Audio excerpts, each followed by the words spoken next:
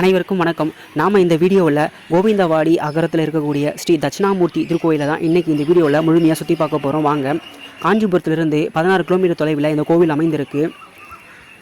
Kanchipuram to Arakkonam செல்லும் சாலை வழியாக இந்த ஊர் அமைந்திருக்கு. இந்த ஊருக்கு பக்கத்தில் திருமால்பூர் ரயில்வே ஸ்டேஷன் இருக்குது. சென்னையிலிருந்து திருமால்பூருக்கு தினமும் ரயில் வசதியும் இருக்குது. இந்த ஊருக்கு உள்ளே போகிறதுக்கு முன்னாடி இந்த கோவிலுடைய ஆர்ச்சி வாங்க, இதுதான் கோவில் போகிற வழி. ஊருக்கு போகிறதுக்கு முன்னாடியே பார்த்திங்கன்னா ஒரு பச்சையம்மன் கோவில் இருக்குது. முனீஸ்வரன் பெருசாக இருக்காங்க. பார்க்குறதுக்கு இந்த இடம் ரொம்ப நல்லாவே இருக்குது. அழகான கிராமம். உள்ளே வரும்பொழுதே முனீஸ்வரன் கோவில் காவல் தெய்வமாக இருக்காங்க. வாங்க உள்ளே போவோம்.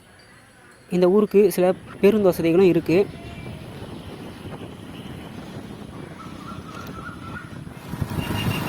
நம்ம கோவில் கிட்ட வந்துட்டோம்.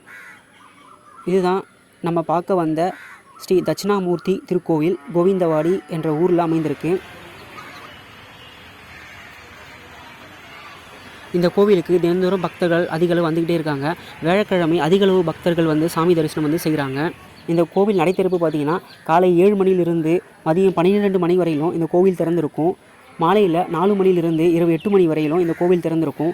வியாழக்கிழமை பார்த்திங்க அப்படின்னா காலையில் 5 மணிலிருந்து இரவு 9 மணி வரை இந்த கோவில் திறந்திருக்கும் அப்படின்னு சொல்கிறாங்க. இந்த கோவில் தமிழக அரசின் இந்து சமய அறநிலையத்துறையின் கீழ் இந்த கோவில் நிர்வகிக்கப்படுது. இந்த கோவிலில் வாகனங்கள் நிறுத்துவதற்கு பார்க்கிங் வசதி நிறையவே இருக்குது. இந்த கோவிலில் பார்த்திங்கன்னா ஒரு விமானம் 2 கருவறை அப்படின்னு சொல்லக்கூடிய கோவில் அமைப்போடு காணப்படுது. அதாவது கைலாசநாதர் இங்கு தனி கருவறையில் காணப்படுறாரு. சிவலிங்க வடிவத்தில் காட்சி தராரு. பக்கத்திலேயே தென்முக கடவுளான ஸ்ரீ தட்சிணாமூர்த்தி தனி கருவறையில் தெற்கு முகமாக காட்சி தராரு. இந்த 2 கருவறையுமே ஒரு விமானத்தின் அதாவது ஒரு கோபுரத்துக்கு அடியில் இந்த 2 கருவறையுமே அமைந்திருக்கு. ஆதிசங்கரர் இந்த கோவிலுக்கு வந்து சாமி தரிசனம் செய்ததாக சொல்லப்படுது. இந்த கோவிலில் ஆதிசங்கருடைய திருப்பாதமும் சிலையும் வைக்கப்பட்டிருக்கு. நவகோள்களில் கொற்றவன் என்று வணங்கப்படும் பேறு பெற்ற சுபகிரகமான குரு பகவானுக்கு அதிதேவதையாக வணங்கப்படுபவர் ஸ்ரீ தட்சிணாமூர்த்தி. ஒருவரது ஜாதகத்தில் நல்லது நடப்பதும் தீமை ஏற்படுவதும் அவருடைய குரு பகவானுடைய இருப்பு வைத்தே கணக்கிடப்படுது. குரு தோஷம் போக்குவதற்கான சிறந்த பரிகார தலமாக இந்த கோவில் இருக்குது. தட்சிணாமூர்த்தியை வியாழக்கிழமை மற்றும் ஞாயிற்றுக்கிழமைகளில் குரு ஓரையில் வழிபட்டால் குரு தோஷம் நீங்கும் என்றும் நம்பப்படுது. இந்த கோவிலில் பிரதானமாக இருக்கக்கூடியவர் தட்சிணாமூர்த்தி. தட்சிணாமூர்த்தி தனி கருவறையில் இருப்பது மிக சிறப்பு வாய்ந்ததாக சொல்லப்படுது. இங்கே தட்சிணாமூர்த்தி 4 கரங்களை கொண்டு காட்சி தராரு. மேலே உள்ள 2 கரங்களில் சர்பத்தையும் அக்னியையும் ஏந்தியவாறும், வலது கையில் சின்முத்திரையையும் இடது கையில் சுவடியையும் ஏந்தியவாறு, இடது காலை மடக்கி கொண்டு வலது காலை தொங்க விட்டவாறு பஞ்ச சிம்மாசனத்தில் அமர்ந்த நிலையில் காட்சி தராரு. யோக தட்சிணாமூர்த்தி பொதுவாக கல்லால மரத்துக்கு அடியில் அமர்ந்தவாறு காட்சி தருவாங்க. ஆனால் இந்த கோவிலில் பார்த்திங்க அப்படின்னாக்கா கைலாய மலைக்கு அடியில் இருக்கா போல் ஒரு மண்டபத்துக்கு அடியில் தான் இங்கே தட்சிணாமூர்த்தி காட்சி தராரு. இங்கே முயலகன் வலதுபுறமாக திரும்பிய நிலையில் காட்சி தராரு.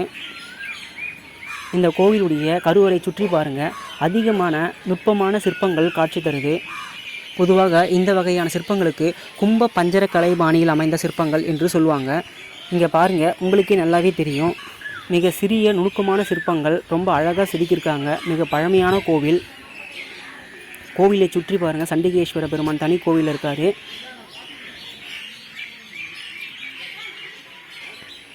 கோவில் பிரகாரங்களில் இங்கே நாகர்கள் சிலை வச்சுருக்காங்க பாருங்கள். இங்கே நாகதோஷம் நிவர்த்தி தலமாகவும் இந்த கோவில் இருக்குது. இந்த கோவிலில் இன்னொரு சிறப்பு பார்த்திங்கன்னா விநாயகர் பெருமான் தனி சன்னதியில் ஆவுடையார் மீது அமர்ந்த நிலையில் காட்சி தராரு. ஆவுடை விநாயகர் என்ற பெயரில் அழைக்கப்படுறாரு. பக்கத்தில் முருகப்பெருமான் தனி சன்னதியில் காட்சி தராங்க. அதற்கு பக்கத்திலேயே நாகர்கள் சன்னதி காணப்படுது. இந்த கோவிலில் இருக்கக்கூடிய தட்சிணாமூர்த்திக்கு தேங்காயில் நெய் தீபம் ஏற்றி வழிபாடு செய்கிறாங்க. நாம் கோவிலை சுற்றி வந்துட்ருக்கோம். இங்கே தொட்டில் கட்டி வச்சுருக்காங்க பாருங்கள். இங்கே சிவபெருமான் லிங்க வடிவத்தில் கிழக்கு முகமாகவும் அம்மன் நின்ற திருக்கோலத்தில் தெற்கு முகமாகவும் காட்சி தராங்க. இந்த கோவில் ராகு கேது பரிகார ஸ்தலமாகவும் இருக்குது. தனி சன்னதியில் ராகுவும் கேதுவும் தனி சிற்பமாக காட்சி தராங்க. அதற்கு நடுவில் நாகதேவதை அமர்ந்த நிலையில் காட்சி தராங்க. ரொம்ப அரிதான சிற்பமாக காணப்படுது.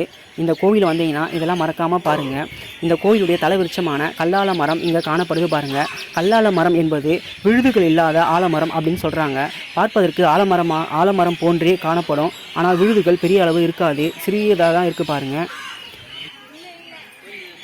பொதுவாக தட்சிணாமூர்த்தியின் சிலையில் கல்லால மரம் அமைந்திருக்கும். ஆனால் இந்த கோவிலில் கல்லால மரம் இல்லாத தட்சிணாமூர்த்தி தான் காணப்படுறாரு. தட்சிணாமூர்த்தி கருவறைக்கு பின்னாடி இந்த கல்லால மரம் தலைவிருட்சமாக காணப்படுது. இந்த மரத்துக்கு பக்கத்தில் பாருங்கள் நாகலிங்கம் பூ மரம் இருக்குது பாருங்கள். ரொம்ப இயற்கை எழிலோடு காட்சி தரக்கூடிய இந்த கோவில் ரொம்ப அமைதியாக இருக்குது. நீங்கள் வந்தீங்கன்னா இந்த மரங்களெல்லாம் சுற்றி பாருங்கள். இது அம்மனுடைய கருவறை கோபுரம்.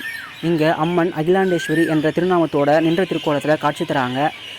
அருள்மிகு ஸ்ரீ அகிலாண்டேஸ்வரி சமேத கைலாசநாதர் என்ற திருநாமத்தோட இங்கே சிவபெருமானும் அம்மனும் காட்சி தராங்க. சிவபெருமானுக்கு முன்னாடி நந்தியம்பெருமான் மண்டபம் காட்சி தருது. அதற்கு முன்னாடி பெரிய கொடிமரம் காட்சி தருது. அதற்கு முன்னாடி பாருங்கள் பலிபீடம் காட்சி தருது. இந்த பலிபீடம், கொடிமரம், நந்தியம்பெருமான் மண்டபம் தாண்டி வாங்க சிவபெருமானை தரிசனம் செய்ய போகலாம். இங்கே பாருங்கள் பைரவர் கோவில், நவகிரக கோவில் பக்கத்திலேயே பெருமாள் நின்ற திருக்கோலத்தில் ஸ்ரீதேவி பூதேவி தாயாருடன் காட்சி தராங்க. இங்கே பெருமாள் சந்தன குங்கும பெருமாள் என்று அழைக்கப்படுறாரு. இந்த கோவில் இருக்கக்கூடிய பெருமாளுக்கு திருமண் நாமத்திற்கு பதிலாக சந்தனமும் குங்குமமும் நாமமாக இடப்படுது.